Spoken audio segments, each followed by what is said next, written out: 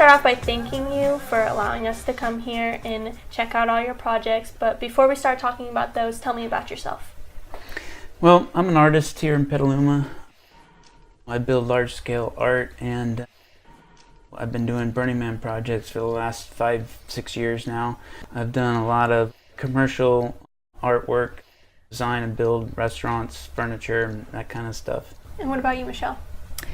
Well, I'm his partner, and I manage all of the paperwork that goes into all of these projects and try and keep, everything running. The brains behind the project. The brains. Speaking of the bills and everything, how do you manage to fund all of the projects here? So with the Burning Man projects, you apply to bring a piece of art out to Burning Man, and you apply in October or November with a letter of intent for the next year. So you know what the theme is, and then you come up with your idea of the sculpture that you want to build, and you have to submit a letter of intent. And then in January, if they like your proposal, you have to submit a full proposal, and then by March they let you know if you've been awarded a grant and how much. And it's never completely enough to pay for that sculpture, and so we do fundraising and other events to help offset all of the costs of building these projects. The project mainly on the Medusa that I saw out front, how did you get the idea to make that project?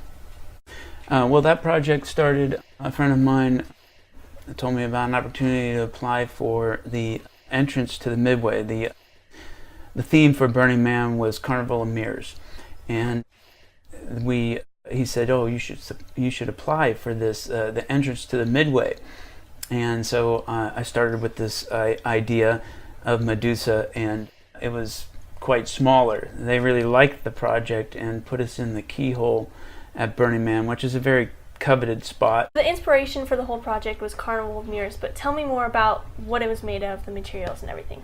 I set out to do the best I could, and I found a source for free barrels, and I ended up with a barrel addiction, and we went through somewhere in the neighborhood of 700-800 barrels and to create the snakes. And the snake heads are all made out of stainless steel. There is 26 snake heads, and they all shoot fire.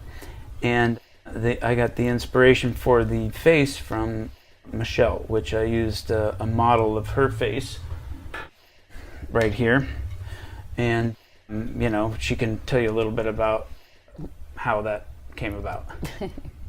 Yeah, so he took this gel, I don't even know what it is actually, but he made a mold of my face by pouring this blue gel all over me, and I had to sit for about 45 minutes to an hour completely still while it hardened, and then he poured this resin and pulled it off and then poured this resin in it.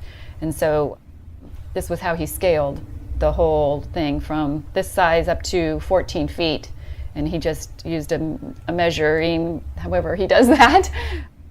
And I call it his mind to metal, because it's just really how he works. He doesn't work on a computer at all. We talked about the Medusa, but I saw there was a giant rhino out front. Can you tell me about that? It's called Rhino Redemption. We built it out of a 74 Chevy pickup, and it's basically our transportation at Burning Man. Our party mobile holds 25-30 people, sides wing open, has a sound system, and blows fire. The flower tower that's sitting out front, how tall is that tower, and how long did it take to make? Well, it's all in pieces right now, but it's 80 feet tall, and it took, that was a year-long project.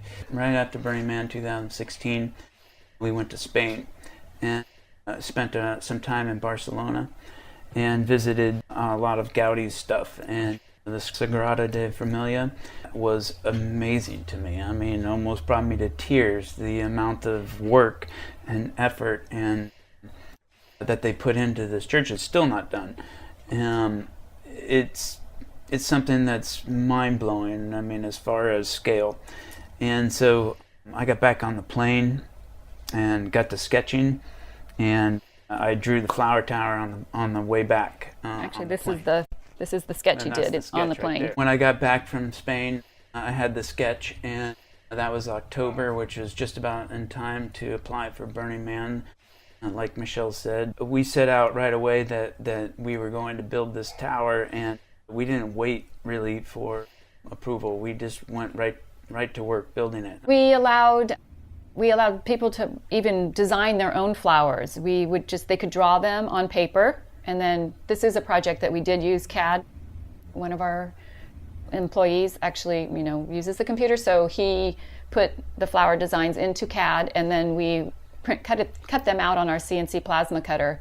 And so we had a whole bunch of different designs that we really liked, and then we just had piles of all these different flower shapes, and we showed people how to pound with a hammer, and they used needle nose pliers, and we had a crimper and some old antique machines that do the seaming on the flowers, and so the designs were really amazing. And so we kind of decided we liked nesting like 3 to 4 shapes together to make a flower, and then we welded them on a stem, and then we have a paint area, so we took them over to the paint area and painted them in all different colors, and we had thousands of flowers. I think we figure we have around 4,000 or so. We had this whole room here at the shop that was covered in flowers. So you were talking about volunteer work. Do you still have volunteer work opportunities open? We do post different volunteer opportunities for volunteers to come and join our team. You can just contact us and we'll put you on the list. You can follow us on Facebook Or you can just and contact. Instagram at Reardon Steel, and I often post the volunteer opportunities on those pages, so that's one way to connect with us. So I want to thank you, Kevin, for allowing us to come here, and you, Michelle, as well. And thank you for watching us on Discoveries. Join us next time. This one? And remember, your introduction is going to be a voiceover off camera. So when we start the acronym of Babe in Total Control. Here it is. How hard it was to ignore that bug that just flew in my face. I was like, you did watching well. it flew like, You did well.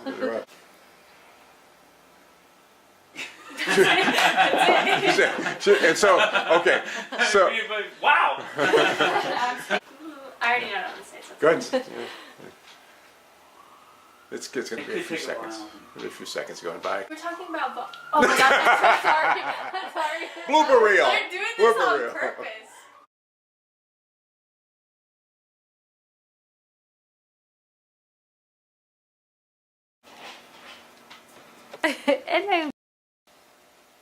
Okay, well, thank you for allowing us to come here and ask you guys questions. Sure. And I'll see you guys next time on Discovery. There you go. See, that was pretty good. All right, so we're going to do that again, though. We're going to do that. We're going to do it. Perfect. So I want to thank you, Kevin and Michelle, for allowing us to come here and ask you questions. Oh my god, what was this? You had it. No, what was I supposed to say? And Thank you, viewers, for watching. Oh my god. you had it. Do it again. No, Do it again. I No, forget no. like the last part Do it as again. I'm speaking. Do it again. And thank you for watching us on Discoveries. Join us next time. You good? I think that's good. There you go. Good job.